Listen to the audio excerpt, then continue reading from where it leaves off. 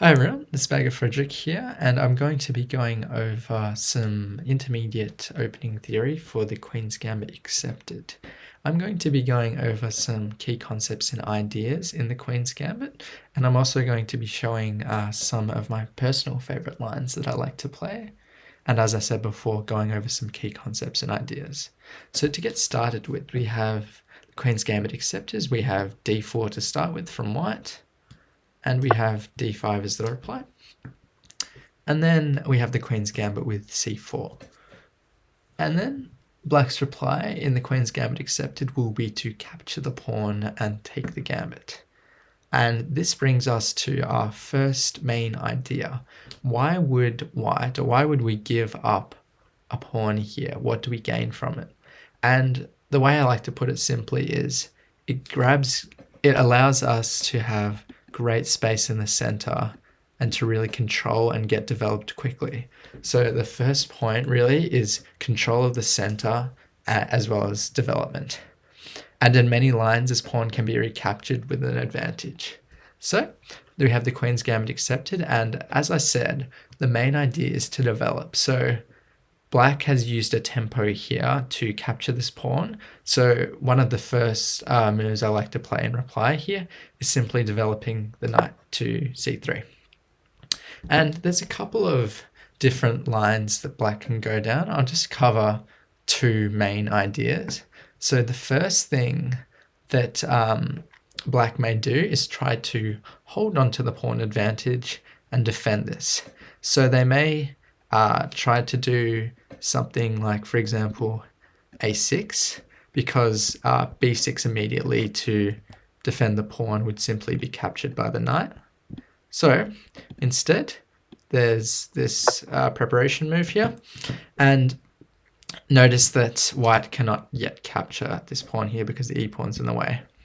So the way I like to normally respond to something like a6 is to not really worry about recapturing the pawn just yet, but instead to continue to develop. So I'd perhaps play something such as knight f3, and then you might get something like b5 here.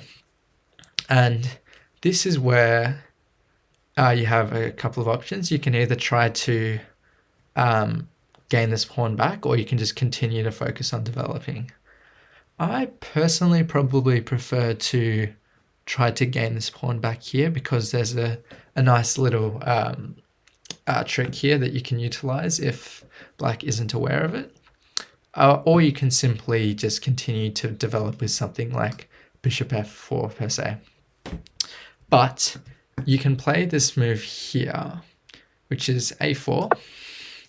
And essentially what it's doing is it's trying to break this connection between the pawn on b5 and the pawn on c4. So a reply here could be simply just to capture the pawn, but then notice that this pawn is now weakened and it can simply be captured with the rook here. So a main reply that you might get here, which is quite a common reply, especially amongst beginner players, is the move c6 here.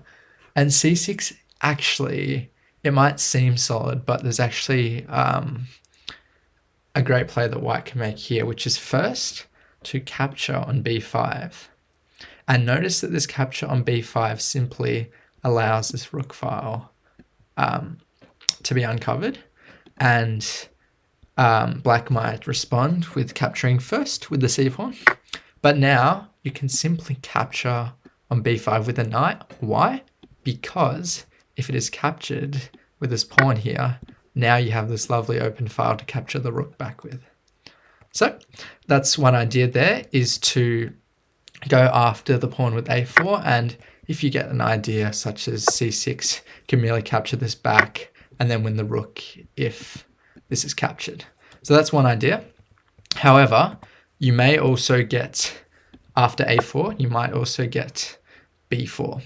And after b4, your knight may get trapped in the corner if you choose to play knight to a2, for example.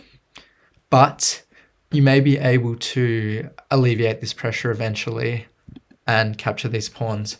A problem though with playing knight a2 is that this pawn can be solidified with a5. However, this allows an eventual pawn push, and then you can perhaps capture this bishop on, this pawn on c4.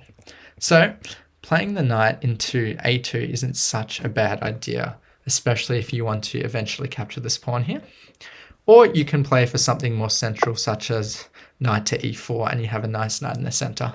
So I'd recommend both, but if you're going simply for positional play rather than trying to regain this pawn advantage, then you might per se play knight e4 instead. So that is one reply for black here, and if the pawn pushes, you can simply swing the knight back. And eventually you should be in a position where you can eventually, after a couple more moves, capture this pawn back on c4, which is one of the main ideas of the Queen's Gambit, is that you can eventually recapture. Great. So that is one idea for black, is to defend the pawn. However, I'll go over another main idea for black, which is to give up this pawn here and instead also focus on development. So one reply here, we have knight c3, and instead of a6 here, you might get something like knight f6. And in this position here for white, you can probably just continue to, what I do is probably continue to develop with knight f3, knight c6, for example. And then you can either choose to develop this dark square bishop here and get it out, or you can play much more closed and probably a bit more solid as well with a move such as e3 here. But you'll prevent this dark square bishop from getting out through here. So what I'd normally like to play here, instead of e3, it depends who I'm playing against, but I normally like to develop this bishop to f4, get it to a nice square, a nice active piece where it can be making an impact on the game, or you can simply play bishop to g5 and have an attack on this knight on f6 as well. So the main idea after a knight development move here, first we can get our bishop out to f4, and then notice after a move like e6, now we have this move here, e3. And going back to our main points about the Queen's Gambit, another main point I'd like to highlight is that in a lot of the lines for the Queen's Gambit, this pawn can simply be recaptured, and it can be recaptured whilst developing the bishop, which is why the Queen's Gambit can be so effective, because you end up getting the material back that you sacrificed earlier, and you also end up developing nicely. And look how great this position here is for white. We've got two bishops that are developed on c4 and f4 and great squares and really great central control. And black is quite stuck here with only a pawn on e6, and this this d pawn has been traded for the c pawn as well. So I very much like this position for white, and after a couple of other developing moves here, we'd simply get a position like this where we could castle, and I positionally think that white is much stronger here and in a much more preferable position to play. So one final point I think I'd like to touch on with the Queen's Gambit is this use of the C file. So just going back a couple of moves here.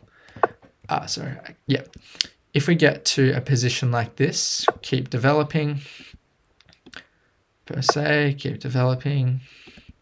Then we might get to a position like this. We can first capture the pawn on c4, castles, castles, and now we have this really nice C file that we can use. So after I've gotten my king to safety, for example, I might look at something such as rook to c1. Rook to c1 is a very crucial move that can be played in the Queen's Gambit, and it really allows for this nice open file to be utilized with the rook.